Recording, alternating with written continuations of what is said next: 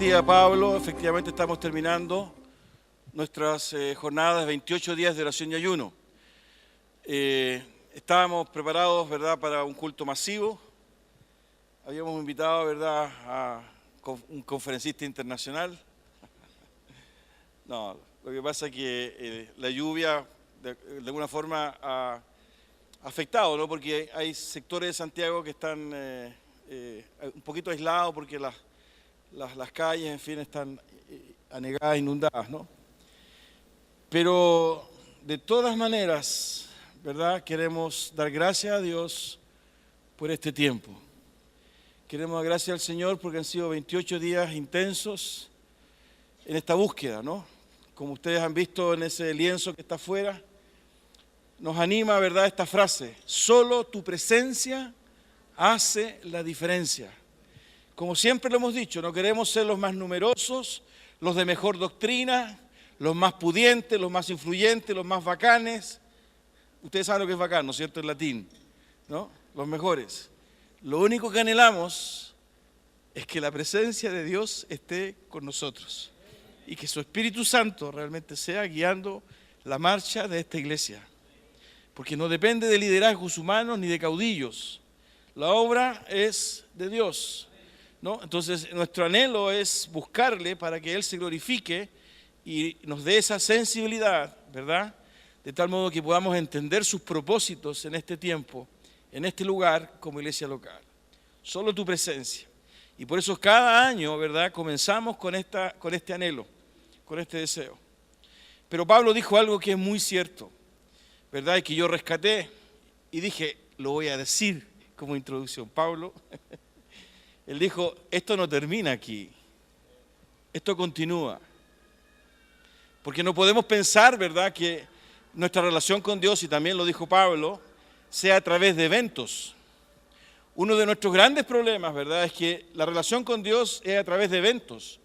Y generalmente esos eventos están asociados con crisis. Cuando tenemos crisis, nos acercamos a Dios. Y ahí aparece, ¿verdad?, esta metáfora que yo siempre empleo, ¿verdad?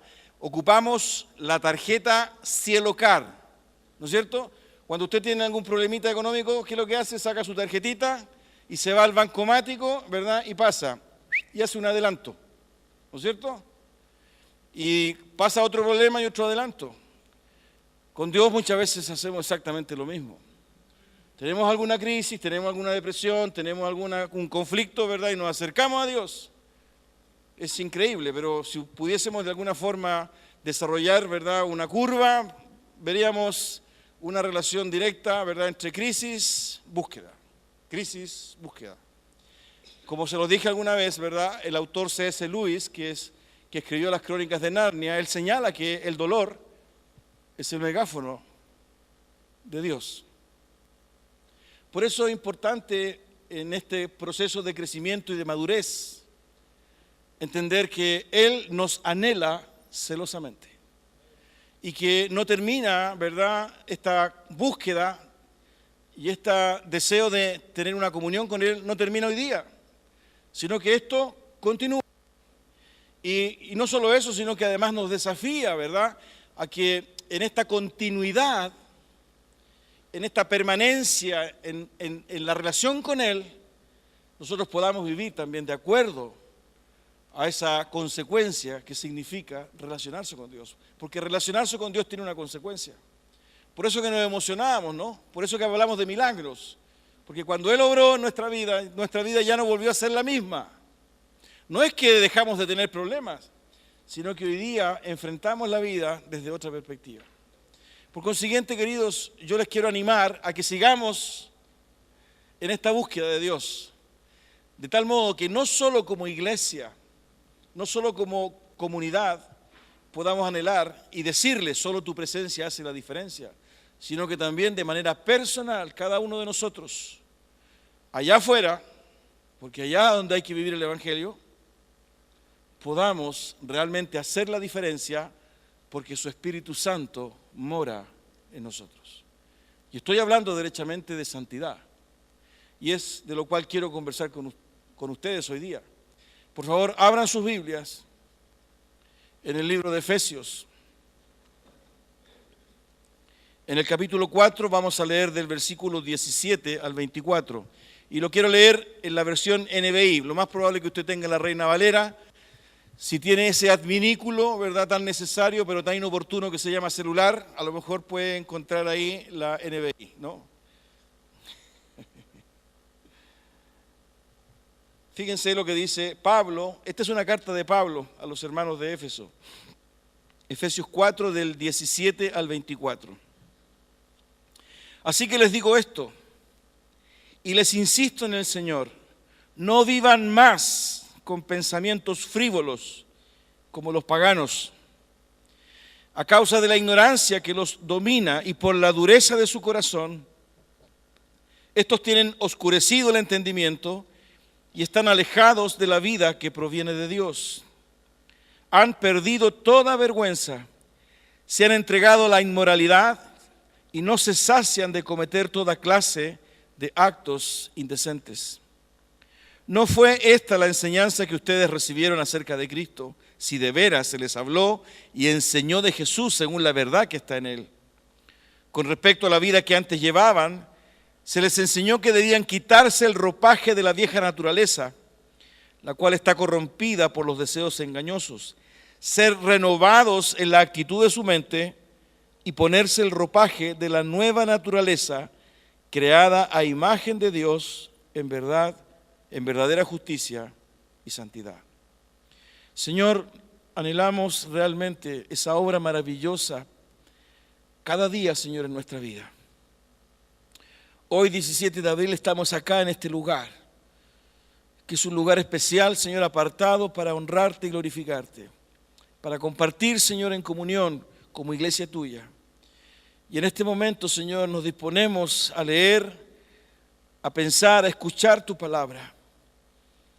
Bendito Señor, en el nombre de Jesús, te rogamos que tú nos ayudes a estar atentos, Padre, y que tu palabra, Señor amado, pueda penetrar en nuestro corazón, en nuestra mente, en nuestros pensamientos. Que nada ni nadie impida, Señor, la exposición y la predicación de tu palabra. Señor, y por sobre todo, ayúdanos a ser realmente sinceros, de tal modo, Señor, de no observar ni mirar la vida de otros, sino ver la propia delante de tu presencia.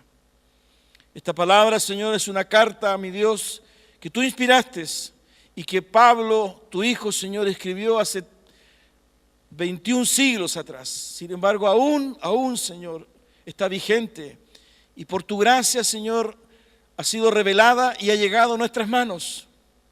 Y sabiendo que tú eres un Dios de propósito, entendemos que en esta lectura, en estas frases, en este texto, hay propósito tuyo para nosotros. Y queremos, Señor, descubrirlo, queremos entenderlo y queremos vivirlo, Señor, para la gloria de tu nombre. Ayúdanos, Señor, y ten misericordia de nosotros. Gracias por tu presencia, gracias por tu Espíritu Santo, gracias, Señor, porque estás con nosotros. Oramos, mi Dios, en el nombre de Jesús. Amén. Queridos, este es un pasaje, usted puede continuar después leyendo, ¿verdad?, donde Pablo aborda después, a continuación en los versículos siguientes, de manera práctica lo que él está diciendo. Lo que es importante, ¿verdad?, y por eso leímos estos versículos, es entender un poco, ¿verdad?, la exhortación, la enseñanza de Pablo. Efesios es una carta del apóstol a la iglesia que estaba en la ciudad de Éfeso. Y la ciudad de Éfeso era una ciudad importante, ¿verdad?, dentro del Imperio Romano. Era una ciudad pagana, era una ciudad cosmopolita, donde había mucha influencia religiosa. Si usted va, ¿verdad?, al libro de Hechos, se va a dar cuenta, ¿verdad?, que Pablo tuvo una experiencia especial en Éfeso. Él estuvo 3 años predicando y enseñando la palabra de Dios en Éfeso. Y él tuvo problemas en Éfeso, ¿no? Ahí había un templo a la diosa Diana y había un culto idolátrico, ¿verdad?, sensual, bastante agresivo, ¿verdad? Y es probable, por lo que señalan los autores, teólogos, es probable que en la iglesia había dificultad para algunos hermanos. Había mucha hechicería en la ciudad. En el relato de Hechos se habla, ¿verdad?, de que muchos que se convirtieron al Evangelio quemaron libros de magia. Y por eso perseguían a Pablo, ¿verdad? Porque de alguna forma estaba entorpeciendo absolutamente la vida de la ciudad. Pero en ese contexto, ¿verdad? Pablo le escribe la carta a los hermanos. Hay un hermoso momento en que Pablo se va de Éfeso y se despide de los ancianos de la iglesia. Me parece que eso está en el capítulo 20 de Hechos. Incluso él llora, los hermanos lloran, ¿verdad? Él se arrodillan en la playa, ¿verdad? Y lo abrazan, porque Pablo sabía que ya no, y los hermanos sabían que él ya no iba a regresar. Y ahí es donde él les dice, ¿no? En este diálogo, precisamente a los ancianos les encomienda la grey, apacentad la grey, ¿no? Pastoreen la grey, preocúpense de la grey, porque van a venir, ¿verdad?, lobos rapaces. Eso está en el capítulo 20 de Hechos. Lo concreto, ¿verdad?, es que Pablo manda esta carta y en los primeros 3 capítulos de este libro de Efesios, Pablo hace un breve resumen de lo que es el Evangelio. Si usted revisa el capítulo 1, 2 y 3, se va a dar cuenta que hay hermosas expresiones de Pablo. Por ejemplo, el famoso versículo que conocemos, ¿no?, que está en el capítulo 2, versículos 8, 9 y 10. Por gracia sois salvos, y esto no de vosotros, pues es don de Dios para que nadie se gloríe, ¿no? Ese es el capítulo 2, versículo 8 y 9, que es un pasaje muy conocido. Y el versículo 10 dice, porque somos hechuras suyas, ¿no?, creados para buenas obras, las cuales Dios preparó de antemano para que anduviésemos en ella.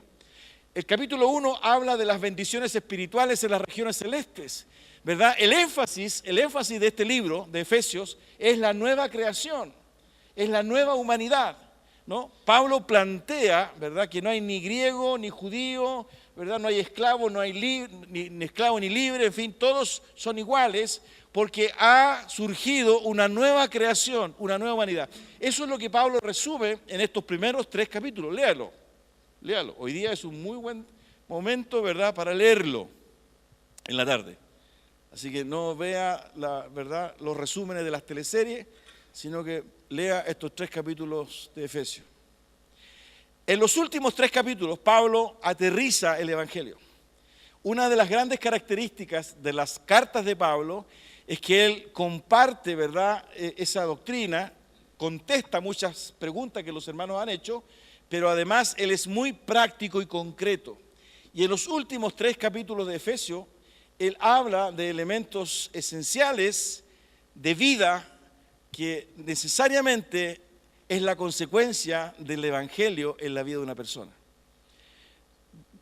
Con esta sola aproximación nosotros podemos entender que el Evangelio, ¿verdad?, no es un conocimiento intelectual, no es filosofía, sino que necesariamente provoca algo en la vida de la persona, de tal modo, ¿verdad?, que su práctica diaria y cotidiana cambia. Y las 2 cosas esenciales que Pablo toca en estos últimos 3 capítulos, 4, 5, 6, es la unidad y la pureza. Como la iglesia de Éfeso estaba inserta en un contexto pagano, donde había una fuerte presencia, ¿verdad?, espiritual, demoníaca. Acuérdense que en el capítulo 6 de este libro de Efesios, Pablo dice que no tenemos luchas contra carne ni sangre, sino que contra principados, contra potestades, contra huestes de maldad en las regiones celestes. Es decir, Pablo, ¿verdad?, expresa derechamente en esta carta la tensión que la iglesia tiene, la nueva humanidad tiene, la nueva creación tiene en un entorno, ¿verdad?, que es incrédulo. Y la iglesia de Éfeso tenía ese problema. Estaba el culto idolátrico, ¿verdad?, sensual y sexual, donde habían sacerdotisas, ¿verdad?, que desarrollaban actos sexuales, ¿verdad?, por ofrenda a los dioses. Por otro lado tenía, ¿verdad?, toda una vertiente espiritista, hechicera.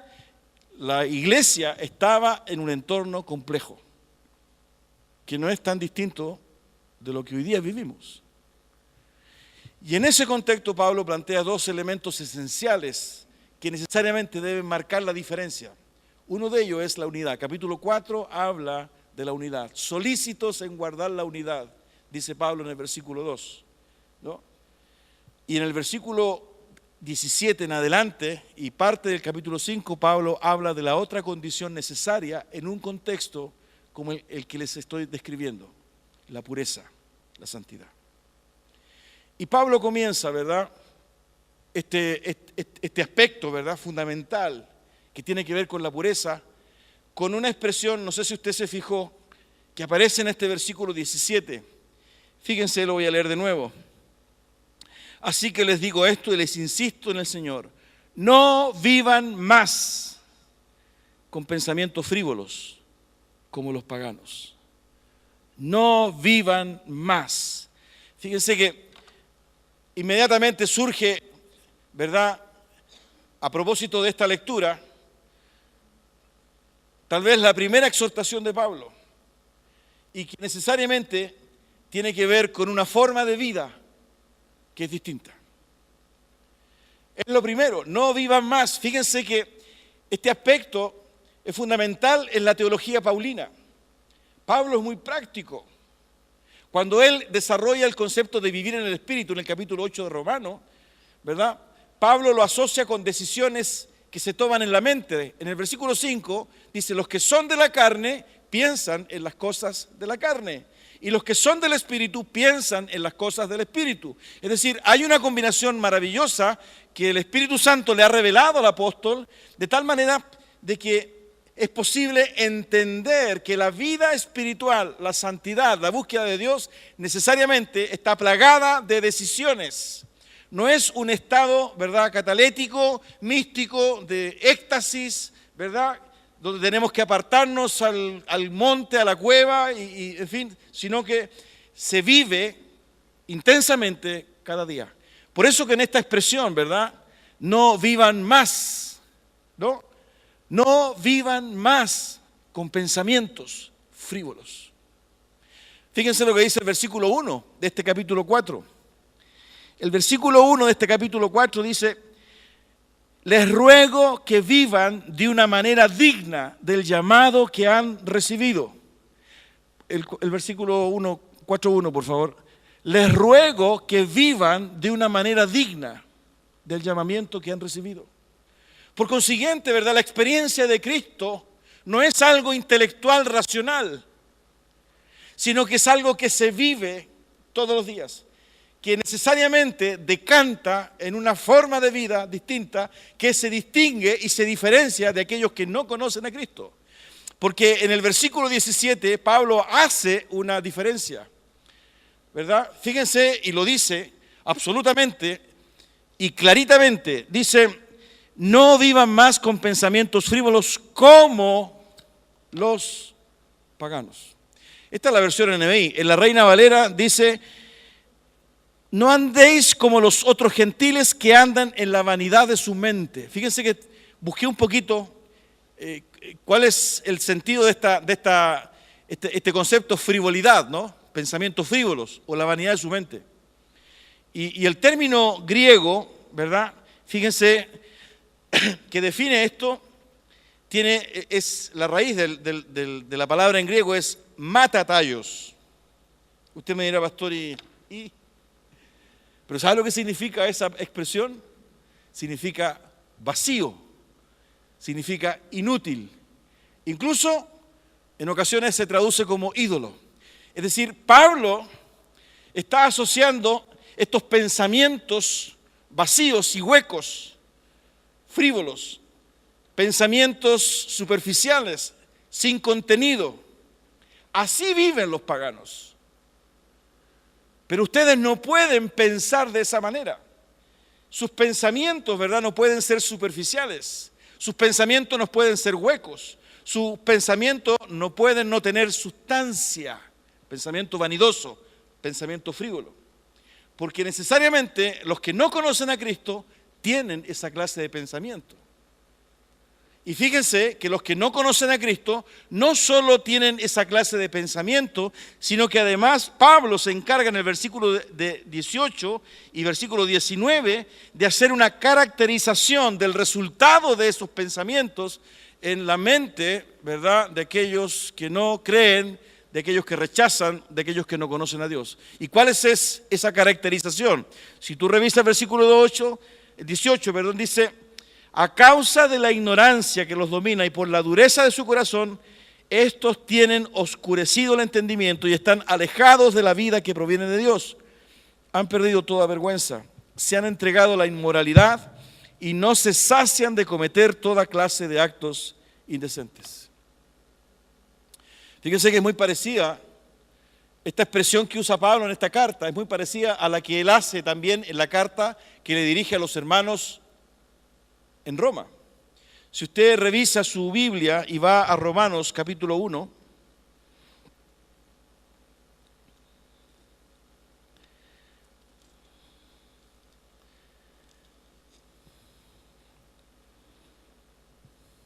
versículo 21. Vamos a leer del 20 primero, ¿no? Para contextualizar. Romanos 1:20. Porque desde la creación del mundo, las cualidades invisibles de Dios, es decir, su eterno poder y su naturaleza divina, se perciben claramente a través de lo que Él creó, de modo que nadie tiene excusa. A pesar de haber conocido a Dios, no lo glorificaron como a Dios ni le dieron gracia. Y miren lo que dice después, sino que se extraviaron en sus inútiles razonamientos y se les oscureció su insensato corazón.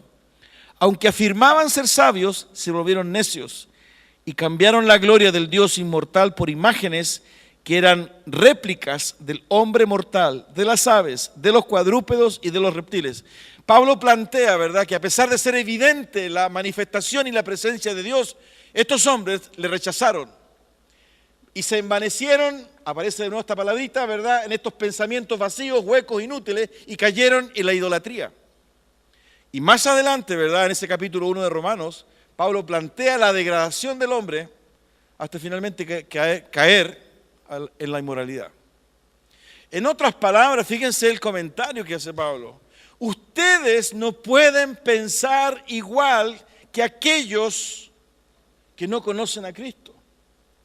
Ustedes no pueden tener pensamientos huecos, superficiales, sin consistencia y sin sustancia. Porque los que no conocen a Cristo y que piensan de esa manera, fíjense cómo viven.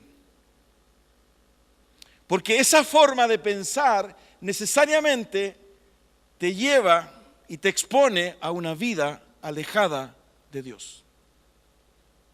Por eso, querido, que esto tiene que ver con la santidad. Porque mientras más nos atiborramos y nos llenamos con reality, ¿verdad?, y con teleseries, y con TV cable, y con internet, menos santidad hay en nuestra vida porque llenamos nuestra mente de frivolidad, de superficialidad y sin ninguna consistencia ni sustancia. Se nos exhortaba, ¿verdad?, a través del devocional Pablo a permanecer con Dios, a estar con Dios. Las alabanzas que cantábamos recién, ¿verdad?, este énfasis que se hacía en enamorarse de Jesús, que pareciera, ¿verdad?, algo tierno, ¿no? Qué lindo enamorarse de Jesús. No cantemos, hermanos, y nos emocionamos, ¿verdad?, y nos caen las lágrimas, levantamos las manos. Pero lo que hay ahí, ¿verdad?, definitivamente es un énfasis en la permanencia, ¿verdad?, periódica, cotidiana, recurrente, insistente, como usted quiera definirlo, sinónimo, de estar con el Señor. A través de la lectura, a través de la oración, a través de la reflexión y de la meditación, porque en ello, ¿verdad?, nuestra mente se va renovando. Fíjense que Pablo lo dice. Lo que yo estoy diciendo, ¿verdad?, lo dice Pablo, no es cosa mía. Y lo dice más adelante. Fíjense en el versículo 22 de los que acabamos de leer. Efesios 4:22 en adelante dice, con respecto a la vida que antes llevaban, se les enseñó que debían quitarse el ropaje de la vieja naturaleza, la cual está corrompida por los deseos engañosos. Versículo 23. Ser renovados en la actitud de su mente. Ser renovados en la actitud de su mente. Para Pablo, la teología paulina, ¿verdad?, la mente es esencial, queridos. Porque en la mente y en nuestros pensamientos se fraguan las decisiones. Absolutamente. Por eso, ¿verdad?, que en la medida que nosotros profundizamos nuestra relación con el Señor, no es fanatismo, no es religiosidad, sino que lo que está ocurriendo en nosotros, ¿verdad?, es asegurarnos que las decisiones y la vida que nosotros vamos a desarrollar van a estar en la dirección ¿verdad?, que el Espíritu Santo pueda hacer en nosotros. Que el Espíritu Santo de Dios pueda hacer en nosotros. Por eso, ¿verdad?, Pablo, y creo que ya lo mencioné, en Romanos capítulo 8, vaya a Romanos capítulo 8, versículo 5.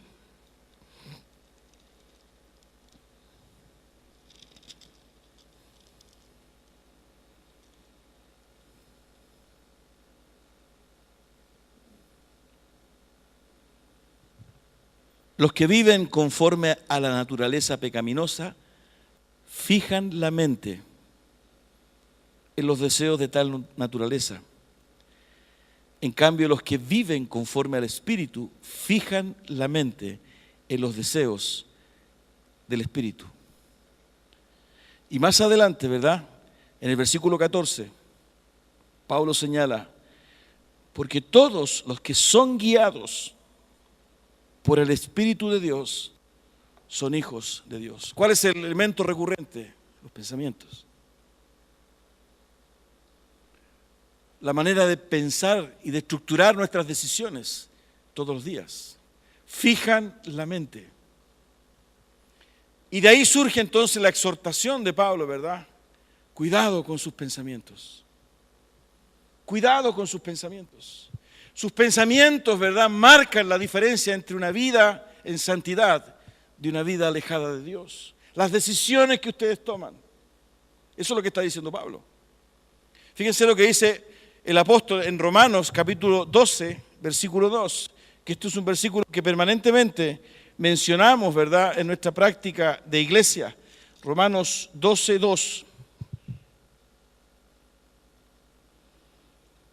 No se amolden al mundo actual, sino sean transformados mediante la renovación de su mente. Así podrán comprobar cuál es la voluntad de Dios, buena, agradable y perfecta. Nosotros siempre esperamos, ¿verdad?, que Dios haga un milagro al cambiar nuestra mente. Y como yo siempre lo digo, ¿verdad?, quisiésemos que enviase a un angelito, así como la campanita de Peter Pan, y que tocara nuestra cabecita, ¿verdad? Permiso, Wilber. Listo. Está cambiado. Ahora eres santo. ¿No? Cuando pase una mujer por el lado, él no la va a mirar, ¿verdad? Perdón, hermano, es que somos amigos. Él es un hermano que viene de Dinamarca, de Temuco, ¿no? Trabajamos juntos con el Ministerio de Varones. Por eso hay confianza. Pero no es así. No es así. La lucha que tenemos para permanecer fieles al Señor es aquí en la cabeza. Nosotros tenemos 3 frentes de lucha. El primer frente de lucha, ¿verdad?, son nuestras pasiones. En el libro de Santiago, ¿verdad?, y me parece que hoy día lo compartí en el devocional, son nuestras pasiones, nuestros malos deseos. Cuando nosotros le damos cabida a esos malos deseos y al cumplir esos malos deseos, caemos en el pecado y dice el apóstol Santiago finalmente la muerte. Incluso él dice, no digan ustedes que son tentados por Dios, sino que somos tentados de nuestros propios malos deseos. Y ese frente de lucha se desarrolla en nuestra mente. El segundo frente de lucha, y que también lo menciona Santiago en el capítulo 4, es la influencia del mundo. Los principios y los valores del mundo, las creencias, las convicciones, todo atenta, porque el mundo, ¿verdad?, está dominado por el príncipe de las tinieblas. Y todo apunta, ¿verdad?, a rechazar, a negar y a obstaculizar el propósito de Dios. Y toda esa información, ¿verdad?, todos esos estímulos, precisamente tienen como propósito destruir la fe. La influencia del mundo. Incluso el apóstol Santiago, si usted revisa, por favor, él es bastante duro. Vaya al libro de Santiago.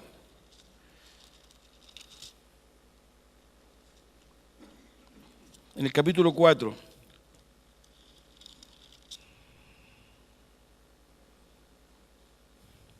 Versículo 4. Fíjense la expresión del apóstol, ¿no? Es muy fuerte. Oh gente adúltera, ¿no saben que la amistad con el mundo es enemistad con Dios? Si alguien quiere ser amigo del mundo, se vuelve enemigo de Dios. ¿O creen que la Escritura dice en vano que Dios ama celosamente al Espíritu que hizo morar en nosotros? La influencia. Y el tercer frente de lucha que tenemos es Satanás. Satanás y sus demonios. Y ahí mismo en el capítulo 6 de Efesios, Pablo lo señala, como se los compartí hace un momento atrás, y lo señala también de manera bastante cruda, ¿no? En el versículo 12 del capítulo 6 de Efesios. Porque nuestra lucha no es contra seres humanos, sino contra poderes, contra autoridades, contra potestades que dominan este mundo de tinieblas, contra fuerzas espirituales malignas en las regiones celestiales. Y esas luchas se desarrollan en nuestra mente. Por consiguiente, la preocupación de Pablo es absolutamente legítima porque en nuestro proceso de decisiones, en la manera en que alimentamos nuestra mente, en la manera que construimos, ¿verdad?, nuestra estructura mental, estamos precisamente decidiendo cómo vivir. Por eso que Pablo, ¿verdad?, y si volvemos al texto de Efesios capítulo 4, señala definitivamente en el versículo 20 aquello, ¿verdad?, que neutraliza estas influencias del mundo, de Satanás y de nuestros malos deseos, que es la enseñanza de Cristo. En el versículo 20 Pablo señala expresamente, dice, no fue esta la enseñanza que ustedes recibieron acerca de Cristo. No fue esta la enseñanza que ustedes recibieron acerca de Cristo. Si de veras se les habló y enseñó de Jesús, según la verdad que está en Él. Es decir, estas enseñanzas de Cristo, aquí caemos en el discipulado, queridos, porque no es una enseñanza teórica. Estamos hablando de hermanos de la iglesia primitiva, de la iglesia del primer siglo, donde hacía muy poco, ¿verdad?, 30, 40 años que Jesús había ascendido, resucitado y ascendido. Había una fuerte presencia, ¿verdad?, en los apóstoles. Ellos estaban predicando. No existía la Biblia. Sociedad bíblica todavía no se fundaba. Ellos no tenían Biblia. Las cartas de Pablo, ¿verdad?, por ahí se distribuían. Habían algunos evangelios, en fin, pero generalmente la tradición era más bien oral. Pero la presencia de Jesús estaba presente absolutamente. Y tanto es así que ustedes revisan, ¿verdad?, por ejemplo, primera de Tesalonicenses y segunda de Tesalonicenses, uno de los elementos que aparecen en esas cartas de Pablo a los hermanos de Tesalónica es el regreso de Jesús. Incluso habían algunos cristianos que habían dejado de trabajar, habían vendido todo y estaban esperando que Jesús volviera. Y como no trabajaban, ¿verdad?, no tenían a veces que comer. Entonces Pablo mandó una cartita, me parece que este es segunda Tesalonicenses, donde Pablo dice, oye, trabajen, y el que no trabaje, que no coma. Pero en ese contexto. Es decir, el regreso de Jesús era inminente. ¿Y por qué digo esto? Porque precisamente, ¿verdad?, lo que uno puede advertir en estas cartas es el énfasis que Pablo pone, ¿verdad?, en un contexto donde necesariamente debían vivir un testimonio diferente y distinto. Y la verdad, queridos, que no es solamente un propósito para la primera iglesia, siempre Dios ha querido que los suyos vivan de manera diferente. Lo que yo les estoy compartiendo de alguna forma, ¿verdad?, tal vez no de la manera adecuada, la Biblia lo muestra absolutamente inextenso, de manera transversal, ¿verdad?, desde el Génesis hasta el Apocalipsis. A Israel muchas veces Dios le dijo que debían ser diferentes, que no podían vivir como vivían los demás. Abra su Biblia en Éxodo capítulo 19.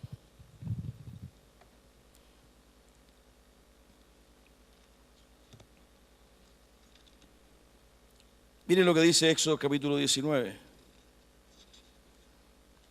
versículo 6.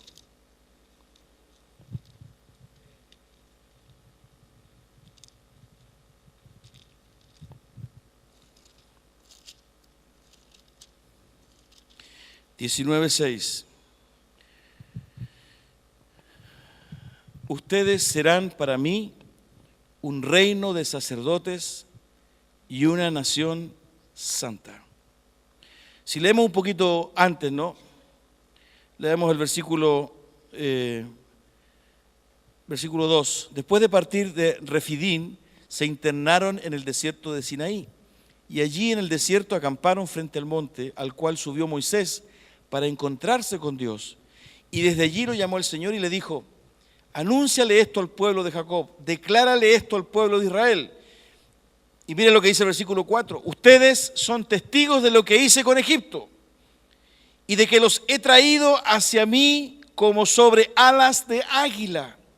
Si ahora ustedes me son del todo obedientes y cumplen mi pacto, serán mi propiedad exclusiva entre todas las naciones, aunque toda la tierra me pertenece.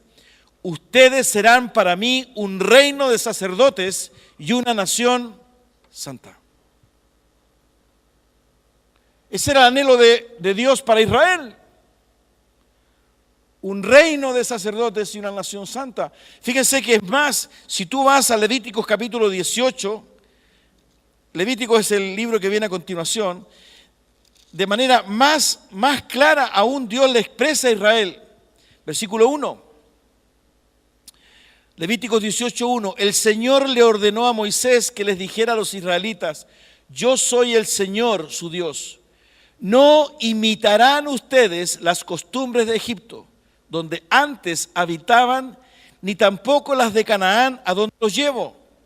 No se conducirán según sus estatutos, sino que pondrán en práctica mis preceptos y observarán atentamente mis leyes.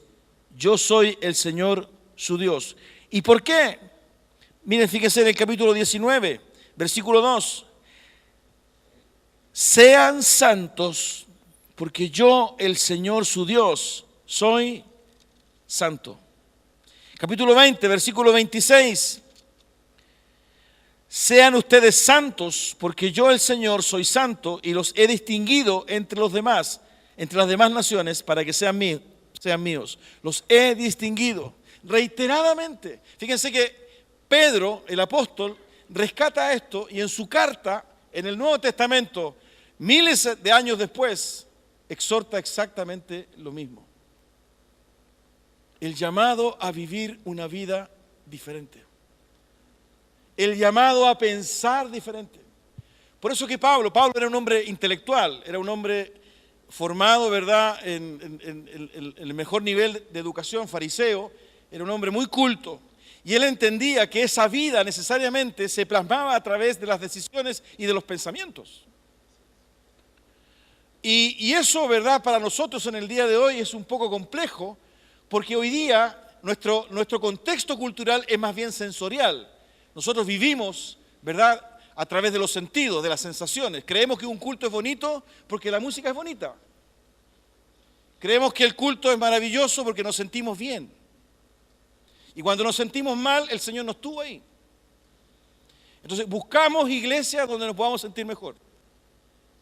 Y eso es en todo orden de cosas, porque nuestra cultura nos ha educado en esa dirección, a través de nuestros sentidos, lo que podemos tocar, lo que podemos mirar, lo que podemos escuchar, lo que podemos gustar. Y si eso es placentero, lo consumimos. Y uso esta palabra de manera expresa, ¿verdad? Porque es una sociedad hedonista, consumista. Y si nos trae este beneficio, porque hay toda una mirada economicista de la vida, ¿no? Aquello que nos provoca beneficios, rentabilidad, ¿no?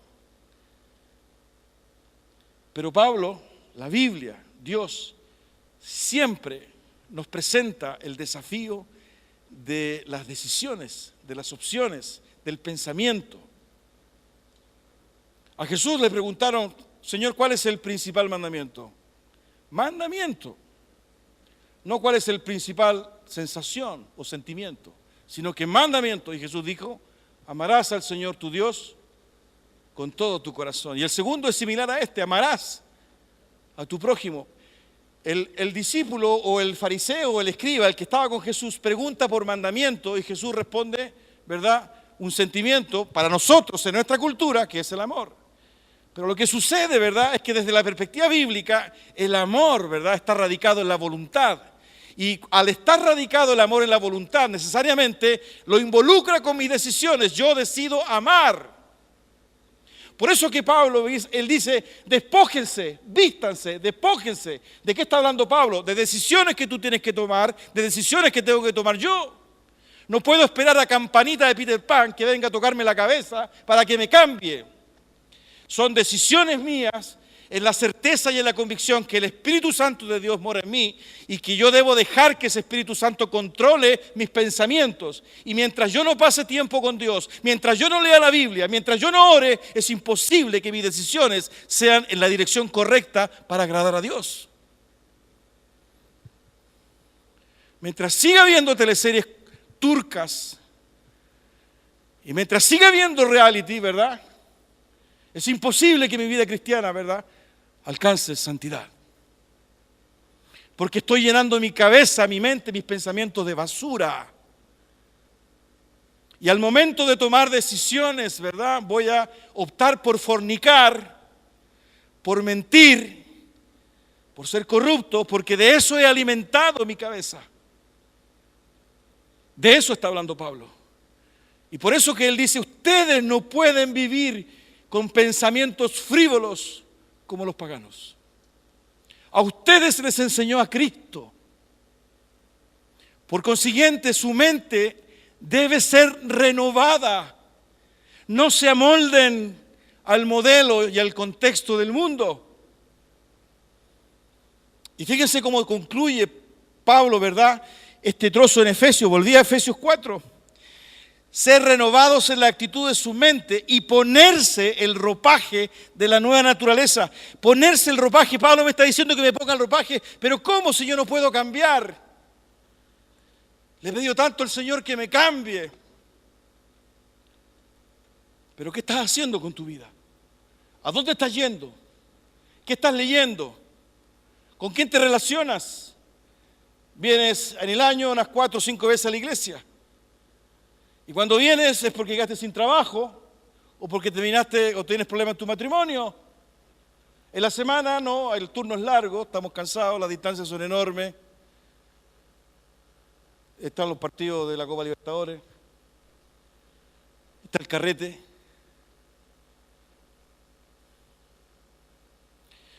¿Y cuál es nuestro comodín, no? Comodín el monicaco, los jugadores de carta, ¿no? El Señor conoce mi corazón. ¿No? El Señor sabe que yo creo que lo amo. Acabamos de leer, ¿verdad?, cómo el Espíritu Santo nos anhela celosamente. Como decía, no sé si Pablo o Guillermo, Dios quiere estar con nosotros.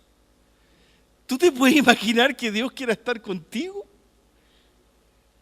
El Creador, el Todopoderoso, el Rey de Reyes, Señor de Señores, el que siempre ha existido, quiere estar contigo. Y en esa permanencia con Él, ¿verdad?, tu mente es renovada. Tus pensamientos son cambiados. Yo no sé si usted ha vivido la experiencia, ¿verdad? Hemos escuchado testimonio y nos pasó a nosotros también, que cuando conocimos a Cristo empezamos a dejar de decir grosería. ¿Ha escuchado usted eso, no, hermanos, hermanas? Que decían de 10 palabras, 9 groserías, y que después se empezaron a dar cuenta, ¿verdad? Ya eran 7, 5, 4, después ninguna, y cuando escuchaban groserías se escandalizaban. Es medio cambio, ¿no? Y los que no conocen al Señor, ¿cuál es la apreciación de eso? Ah, no te pongáis puritano, estáis fanáticos. No le pongáis mucho, po. Porque hay un entendimiento, ¿verdad?, distinto, diferente. Satanás sabe eso. Por eso que hoy día, ¿verdad?, enfrentamos la agresividad de las comunicaciones. Enfrentamos la agresividad, ¿verdad?, de toda esta constelación de estímulos que entran por la vista, que entran por el oído, ¿verdad?, y que van socavando absolutamente nuestra relación, nuestra santidad delante de Dios. Hay muchas cosas que hoy día permitimos, ¿verdad? Hacemos vista gorda, pero que son aberración delante del Señor. Y no estoy hablando solamente de estos problemas típicos, ¿verdad? Porque en el mundo evangélico nos escandalizamos, por ejemplo, con todo este problema de la homosexualidad, ¿verdad?, y del aborto, sino que estoy hablando de las sutilezas que no se ven, pero que se llevan en el corazón. Fíjense que Pablo a los hermanos de Colosas Él se encarga, ¿verdad? Vaya a su Biblia, por favor, en Colosenses, donde trata exactamente el mismo tema. En Colosenses capítulo 3, por favor. Y ahí, en este caso, Pablo se encarga de señalar, ¿verdad?, algunos ejemplos de lo que significa, ¿verdad?, este problema de nuestra mente. En el capítulo 3, versículo 5, Colosenses 3:5. Por tanto, hagan morir todo lo que es propio de la naturaleza terrenal: inmoralidad sexual, impureza, bajas pasiones, malos deseos y avaricia. ¿Hay algún avaro acá? ¿Algún avaro? Levante la mano. No hay ninguno. Gracias, Señor. ¿No? La cual es idolatría.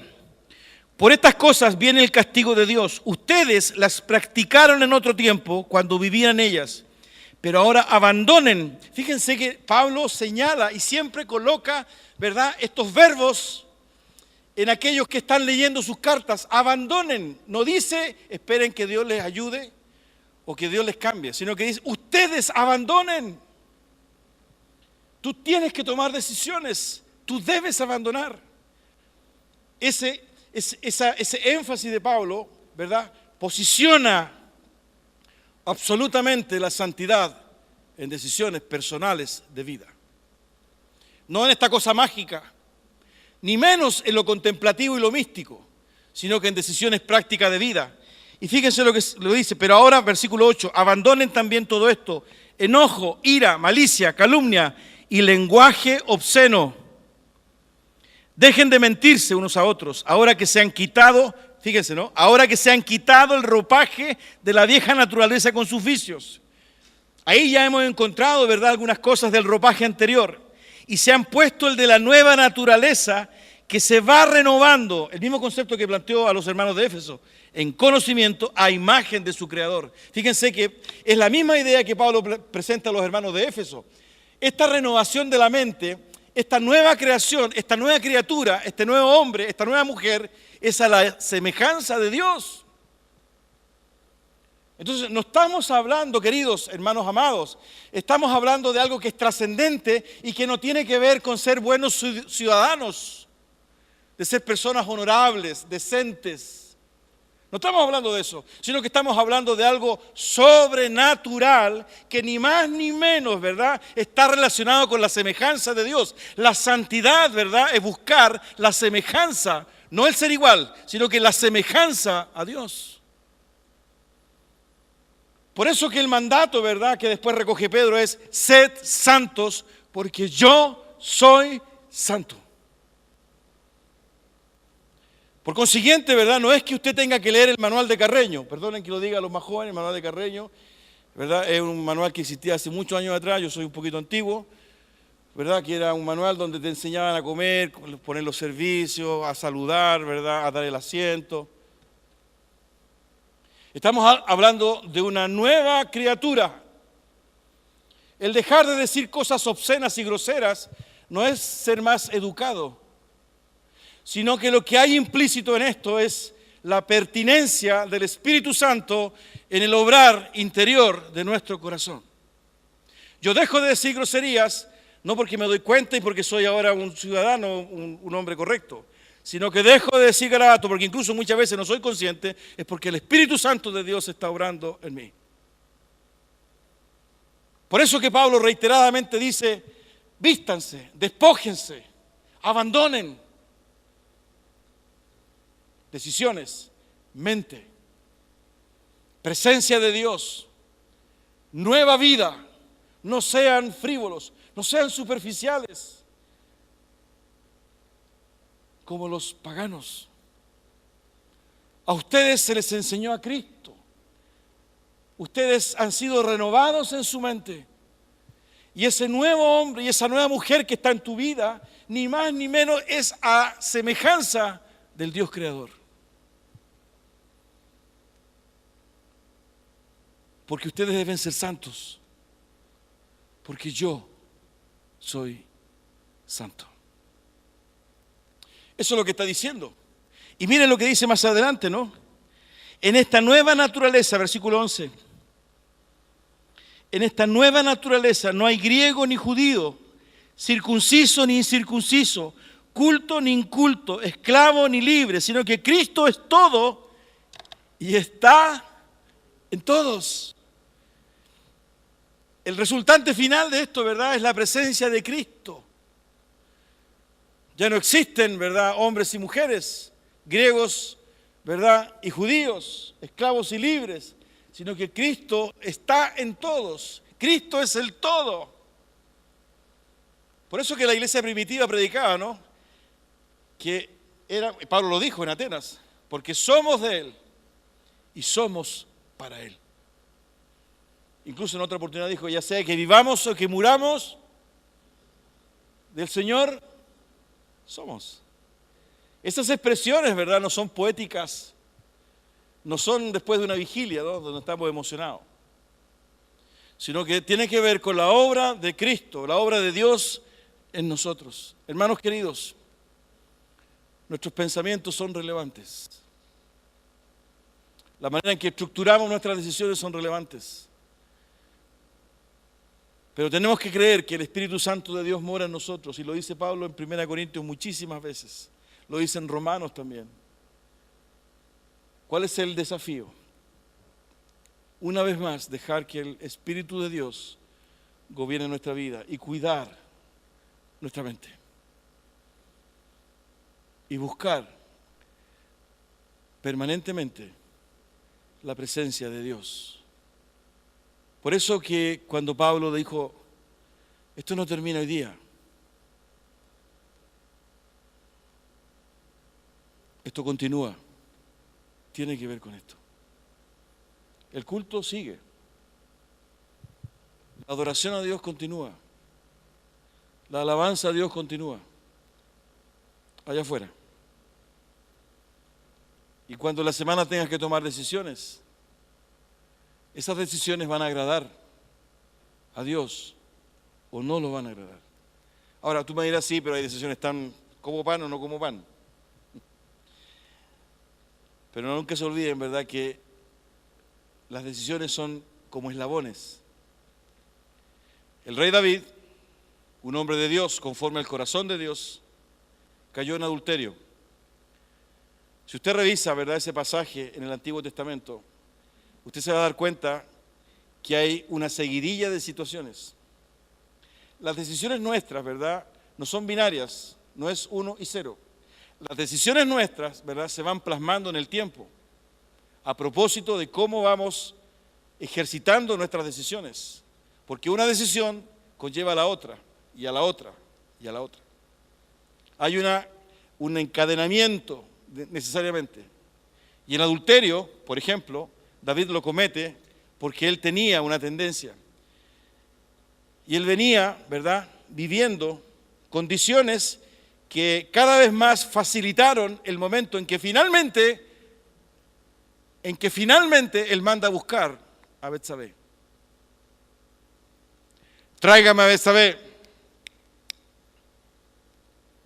Y se acostó con ella y la embarazó.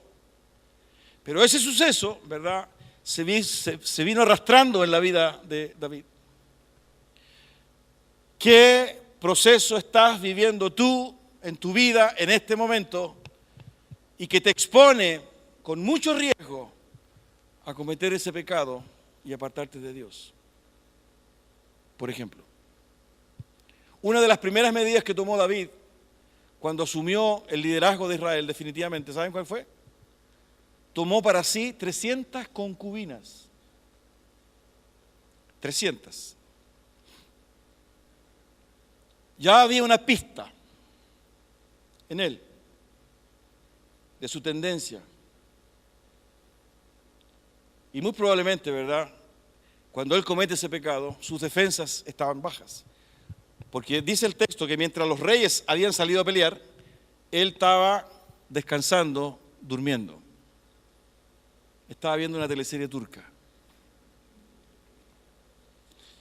Yo no tengo nada en contra de Turquía, ni mucho menos, ¿eh? Yo lo digo, espero que lo entienda, ¿no? El simbolismo, ¿verdad?, muchas veces de prácticas nuestras que pueden ser peligrosas.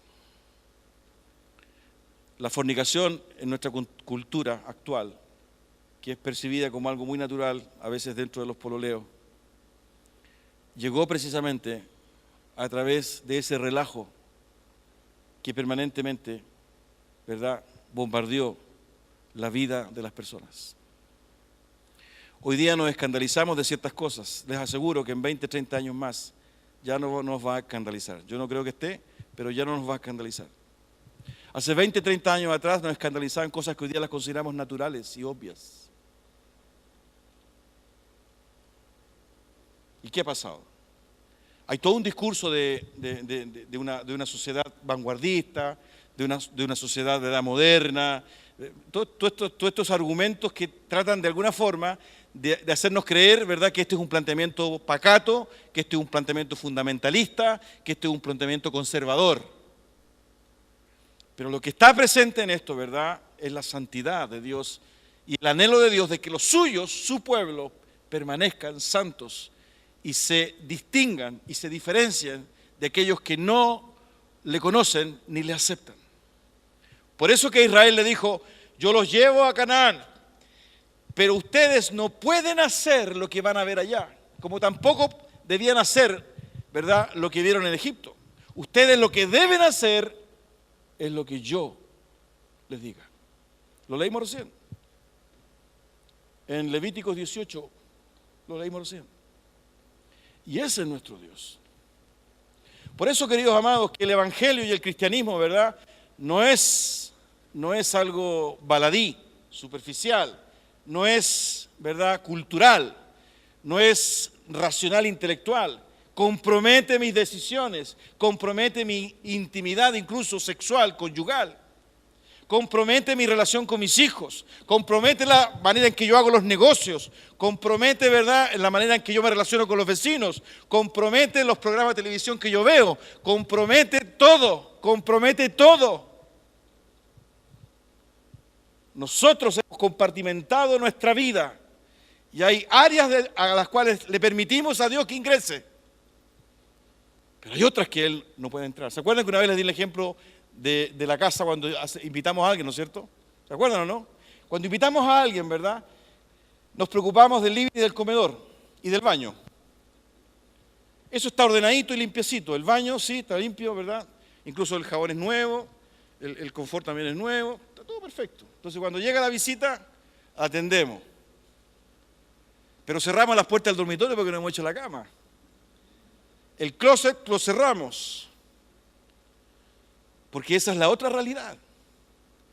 La bodega, Entonces con Dios es lo mismo. Señor, te amamos, aleluya, gracias Señor. Pero hasta aquí no más.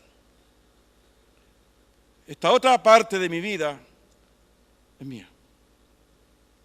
Y lo que Él quiere hacer, ¿verdad?, es entrar a la bodega de tu corazón, ahí donde está desordenado, donde hay humedad, ¿verdad?, donde hay arañas, donde hay ratones. Quiere prender la luz, quiere sacar todo para afuera, quiere pintar, quiere barrer, quiere colocar desodorante y colocar cada cosa en su lugar, cada cosa en su sitio, y aquello que te ha dañado y aquello que te ha envilecido, Él lo destruye y lo bota. Santidad. Aleluya. Él no es de las visitas que se conforma con sentarse en el comedor o en el living de la casa. ¿Y sabes por qué? Porque Él te conoce y te ama. Y sabes que no la estás pasando bien. Y sabes que tú luchas. Y que hay cosas que no puedes sacarte de la vida y que te entristecen y que te amargan. Recuerdos, adicciones, sentimientos, y que muchas veces atentan contra este anhelo de santidad. Y que Satanás sabe perfectamente, porque basta un olor, basta una música, basta una foto, y viene a tu mente tu pasado, y te destruye. Todo está absolutamente, si ustedes se fijan, conectado. ¿Y por qué está todo conectado? Porque estamos hablando de vida. Tú puedes tener los mejores estudios, puedes tener los mejores grados académicos, pero aún arrastras tu tristeza, ¿verdad? Porque en la infancia tuviste una experiencia traumática. Y puedes estar en las mejores universidades y puedes exponer, ¿verdad?, ante las autoridades, pero en tu corazón aún hay una herida. La obra de Dios es completa. Él no quiere robots, ni quiere gente cínica. Por eso que Pablo apunta a los pensamientos. Muchas veces nuestra postura, nuestra vida es cínica, es farisea. Porque somos lo que no somos, actuamos como lo que realmente no somos. Hay un divorcio entre lo que pensamos y entre lo que hacemos. Por eso es que es tan relevante para Pablo, ¿verdad?, el dominio del Espíritu Santo en nuestra mente y en nuestros pensamientos. Santidad. Vamos a tener un momento de oración. Inclina tu cabeza y cierra tus ojos.